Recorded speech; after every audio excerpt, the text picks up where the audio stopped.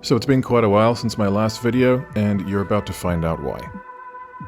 This is one of those pieces that nobody else wanted, which made it the perfect job for me. It's actually one of two pieces that nobody else wanted, but more on that later. The reason nobody else wanted this one was because aside from all of these scratches, stains and dents, it had two heavy burn marks on the tabletop which looked like they went all the way through the veneer. This is a classic Johannes Andersen teak coffee table for Uldum, with a covered drawer at one end and a sliding tray at the other, although the pulls on both ends were damaged and would both need repairing. Somebody had also put these cheap plastic casters on the legs too, which would definitely have to come off. Eventually.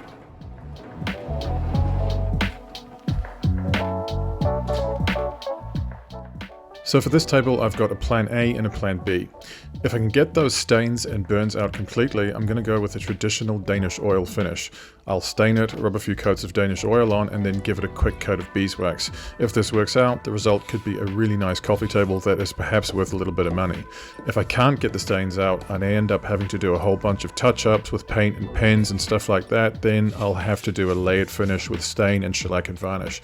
If that happens, then it's anybody's guess as to how this thing turns out and whether it's going to be worth anything when it's finished.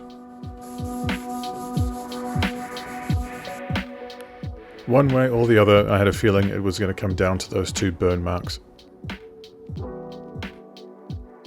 As you can see here, I even did a second round with the paint stripper, really just to try and pull a little bit more oil out of the surface, although it wasn't that effective, and so I moved on to scrubbing the tabletop down and really just trying to clean it as much as possible before I do any sanding. All that cleaning does make a difference though. There's still a long way to go, but now that I'm doing an initial scuff sand with 150 grit, I can see much more clearly what's going on and what I'll need to do next. Because so much of the grease and the oil has been lifted out of the wood grain, the stained and discolored material is basically dry, and so it's coming off a lot easier with the sander. Once that top layer has been sanded off and the grain is open, I can now move on to bleaching. I generally don't measure out the oxalic acid too exactly, but I can tell you that for this job I basically made it as strong as possible to try and tackle those nasty burn marks. Once again, it's important to make sure that a veneered top like this doesn't become waterlogged, because if the water can get in through those cracks and holes in the veneer, it can cause the pressed wood substrate to swell up into these big boils, and then you've really got a problem on your hands.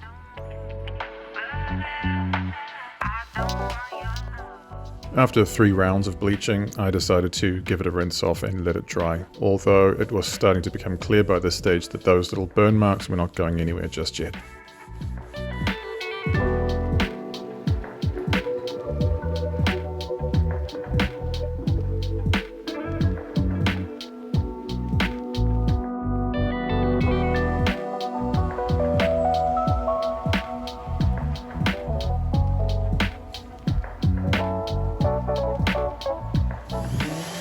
With the top dried off, it was time for another round of sanding, but this time with 180 grit. You don't really want to do too much sanding on a veneer top like this, and so all I'm really doing here is just the bare minimum to lift that next layer off and see what kind of difference the bleach has made. Aside from the burn marks, it was definitely a massive improvement, although there were still a couple of water rings which did not want to come out, but I know from experience that these will often just disappear on their own by the time you've got round to finishing.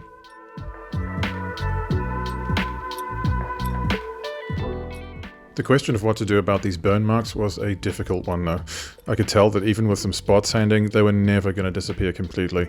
I did consider leaving them in and just painting over them later on, but even with some gentle hand sanding, it became clear just how badly the wood was burned here, because it was soft and crumbling off in chunks like charcoal, and so I really felt that I just couldn't leave it like that.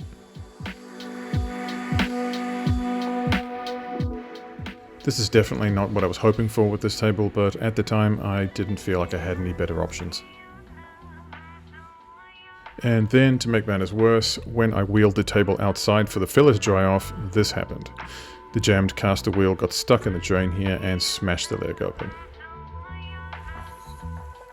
Fortunately though, this teak was nice and dry, which meant that it broke cleanly and fit back together pretty easily.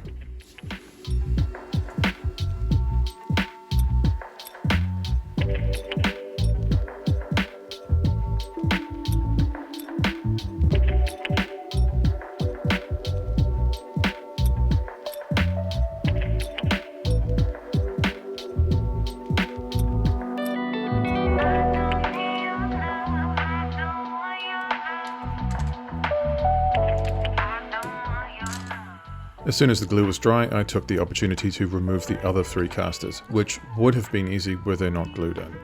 I tried to pull them out with some pliers, but they wouldn't budge, and in the end I just got fed up and decided to cut them off with a hacksaw.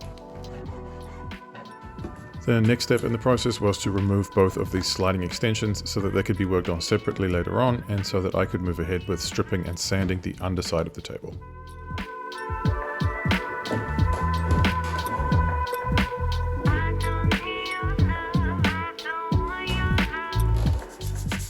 I actually just went ahead and stripped the underside without recording it because it's really not that interesting and there's so much more work to do with this project.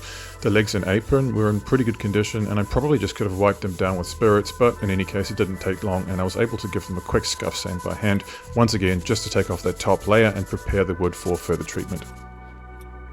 Using an iron to steam the wood is something I've found to be helpful even when the timber isn't badly scratched or dented, because it also helps to draw additional residue or contaminants from the wood and lifts up the fibers, making them easier to sand. What that means is when it comes time to doing the final sand, it's going to be a much easier and more efficient process, with a much cleaner and more consistent result in terms of the texture and the color you're likely to get.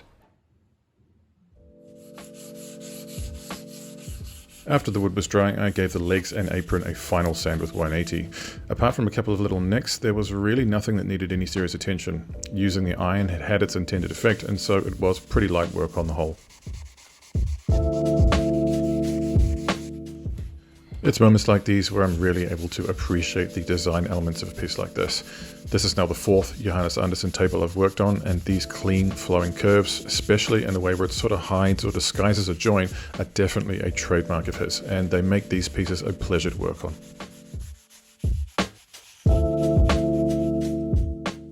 The top still had a couple of areas that needed attention though.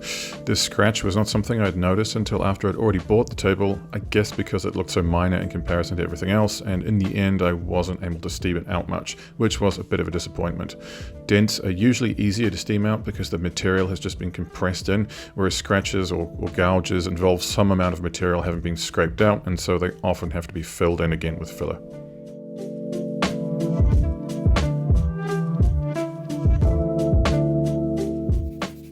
In order to get the 2 main filler spots here as smooth as possible, I had been carefully sanding and adding more filler as needed to try and make it look seamless before adding any paint. I don't know if using water-based filler was actually the best idea because it shrinks as it dries, and so it always ends up sort of sinking in and you have to add more on top, but I just didn't feel like the epoxy filler was right for the job. In any case, I did the best I could, got the tabletop as smooth as possible and moved on to staining. This table was definitely more towards red in its original condition, which was sort of a traditional color for the Danish teak pieces from this era, and so the mahogany oil stain was the best choice to recreate that color. Being an oil-based stain, the original color and qualities of the timber play a big part in what the final color ends up being, but you'll obviously get a lot of that natural golden shimmer from the teak in higher light levels with more of a reddish brown in lower light levels.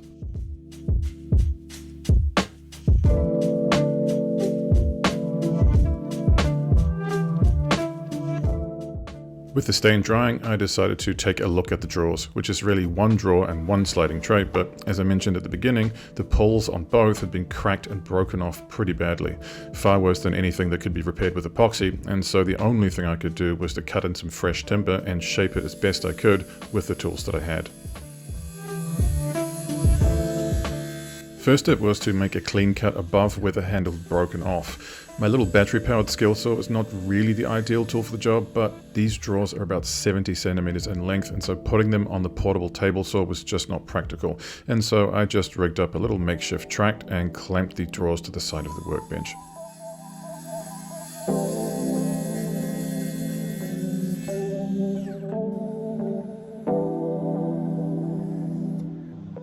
Next step was to cut a couple of strips of solid teak to glue in, both of which would need to have an angled edge to fit with the natural formation of the handle. Luckily, I had a piece of teak scrap wood lying around which happened to be the exact width of the drawers. The hardest part though was clamping it down in the correct position and at the correct angle, which took a long time and a lot of improvisation to get right.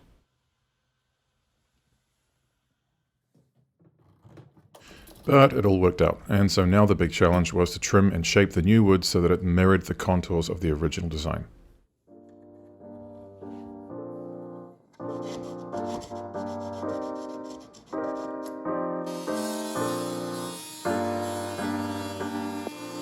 although I clearly misjudged the cut here.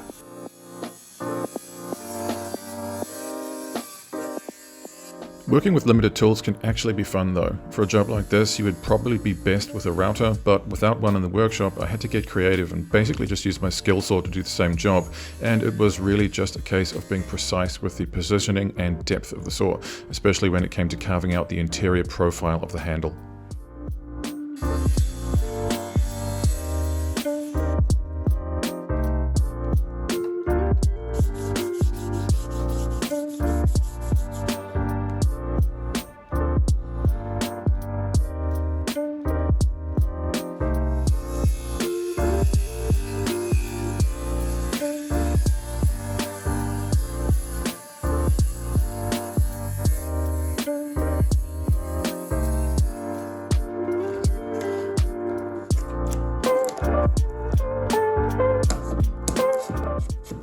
With the stain on the table now dry, I felt that I needed to get back onto the repairs on the main tabletop.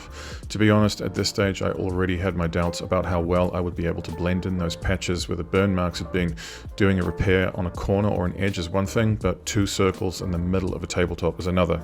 And so I was really going to have to pull off a magic trick to make this table look acceptable.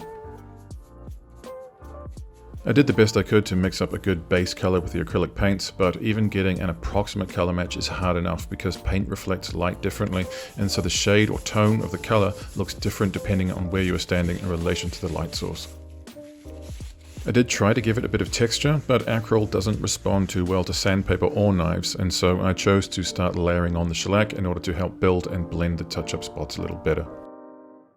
On a piece like this with legs that aren't removable, I generally find it easier to flip it over and complete the underside first, at least when it comes to products like shellac, which need a little bit more finesse to get right. But even then, all I wiped on was just 2 very, very thin coats of garnet shellac, really just to seal the surface and add a little bit of color.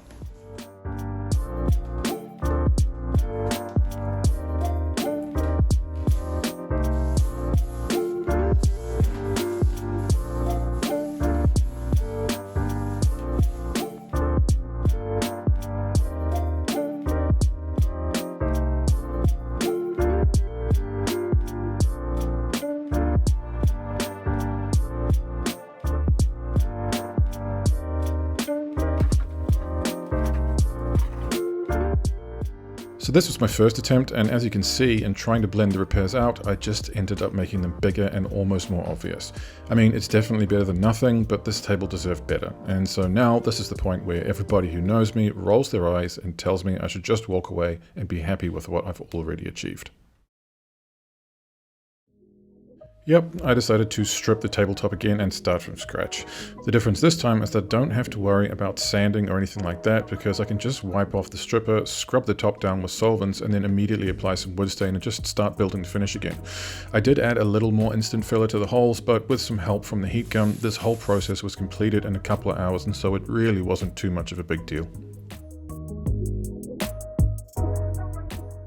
My experience has been that the trick to doing good touch-ups, whether it be with paint or marker pens, is that less is always more, and that the more you add, the more muddy and messy it becomes. You really have to keep standing back, looking at your work from different angles, and basically checking to see if you're making things better or worse, because it's not always obvious when you're so focused on trying to get the perfect color match.